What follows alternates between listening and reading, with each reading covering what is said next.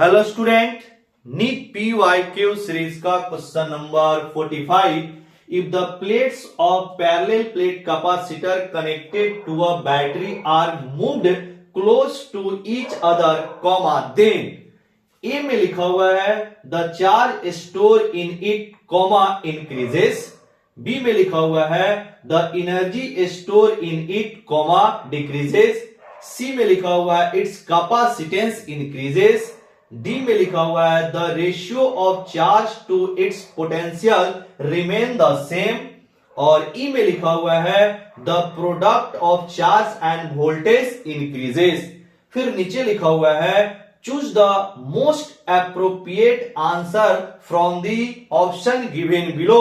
और यहां पे 4 ऑप्शन दिए गए हैं और ये जो क्वेश्चन है वो नीट 2024 में आया हुआ क्वेश्चन है। क्लियर? कैपेसिटर के क्वेश्चन है।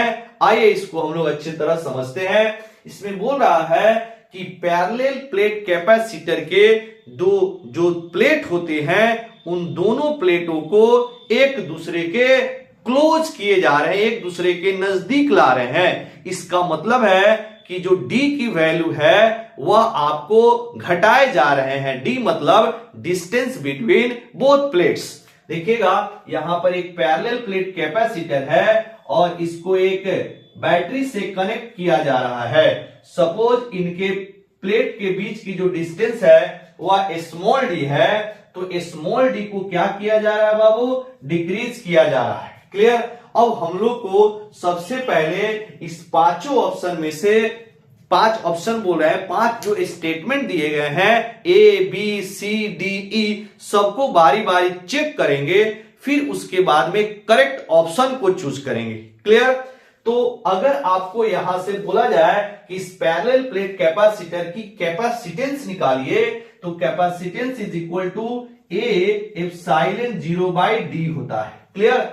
जब आप D की वैल्यू डिक्रीज करेंगे तो ऑटोमेटिक है C की वैल्यू इंक्रीज हो जाएगा, क्योंकि एक दूसरे के इनवर्सली प्रोपोर्शनल है। ठीक? इसके बाद अगर हम लोग देखें चार्ज के लिए, तो चार्ज के लिए फॉर्मूला होता है Q is equal to C into V।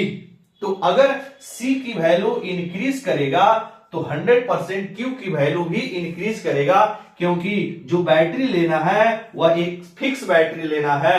तो V की वैल्यू अगर फिक्स हो गई तो C बढ़ेगा तो Q भी बढ़ेगा। नेक्स्ट चलते हैं हम लोग एनर्जी पे।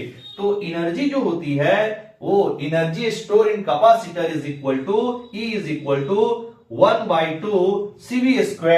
ये फॉर्मूला हम इसलिए लगा रहे हैं क्योंकि V को कांस्टेंट कर देना है और C के बारे में हम पता लगा चुके हैं कि C की वैल्यू इंक्रीज कर रही है, मतलब कैपेसिटेंस इंक्रीज कर रही है।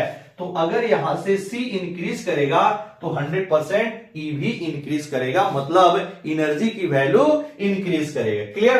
अब आइए हम लोग पढ़ते हैं। यहां पर A में लिखा हुआ है the charge store in it comma increases. तो चार्ज की वैल्यू क्या हो रही है? इंक्रीज हो रही है, तो ये आपका सही है।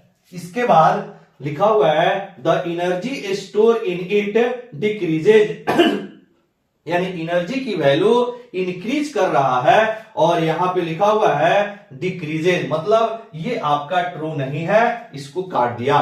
फिर नीचे लिखा हुआ है इट्स कैपेसिटेंस इंक्रीजेस। तो कैपेसिटेंस देखिएगा इंक्रीज कर रहा है, इसका मतलब ये भी आपका सही है। नेक्स्ट बोल रहा है the ratio of charge to its potential remain same, मतलब आपका चार्ज और पोटेंशियल का रेशियो यानी कि Q बाई V की रेशियो पूछ रहा है।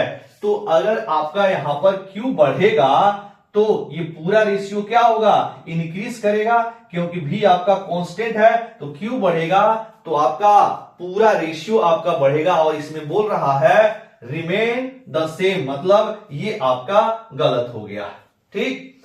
नेक्स्ट ई में लिखा हुआ है the product of charge and voltage increases, मतलब Q इंटू V जो है क्या इंक्रीज करेगा। आप देखिएगा यहां पर Q क्या कर रहा है? इंक्रीज कर रहा है, मतलब इसके प्रोडक्ट Q इंटू V भी क्या होगा? आपका इंक्रीज करेगा। ये भी आपका सही हो गया, इंक्रीजेज बोल रहा है, ये बात सही है। यानी कि A, C और E आपका ट्रू है और बी और डी जो है आपका सही नहीं है। तो कौन सा करेक्ट ऑप्शन हो जाएगा देखिएगा, ए सी एंड ई किस ऑप्शन में है, ए सी एंड ई यानी सेकेंड ऑप्शन में है। तो इसका जो करेक्ट ऑप्शन होगा वो हो जाएगा ऑप्शन नंबर सी। क्लियर?